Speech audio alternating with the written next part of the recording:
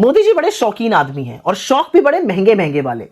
2023 में जब नरेंद्र मोदी यूएस गए तो उन्होंने वहां पर अमेरिकी राष्ट्रपति जो बाइडेन की पत्नी जिल बाइडेन को 7.5 कैरेट का एक डायमंड गिफ्ट किया था। इसकी कीमत $20,000 है, मतलब करीब 18 लाख रुपए।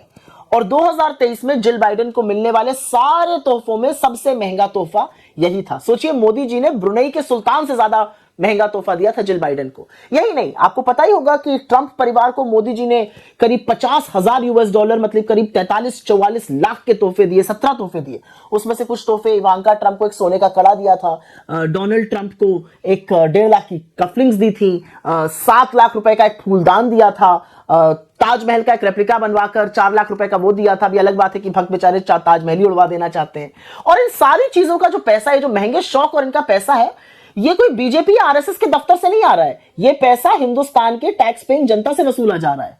और वहीं इसके विपरीत डॉक्टर मनमोहन सिंह जी जब 2009 में अपनी पहली स्टेट विजिट यूएस गए, उन्होंने ओबामा दंपति को एक हिंदुस्तान में बना हुआ कालीन, पश्मीना का एक शॉल और तमाम किताबें, जिनके कुछ नाम मैं आपको बता देती हूँ, stories from the Panchatantra, Ancient Tales of Wit and Wisdom, The Puffin Treasury of Modern Indian Stories, The Gandhi Stories, History in the Making, और इसके अलावा History of Ancient and Early Medieval India, ऐसी किताबें गिफ्ट करनी थी। तो खैर शौक अपना अपना और प्राथमिकताएं भी अपनी अपनी।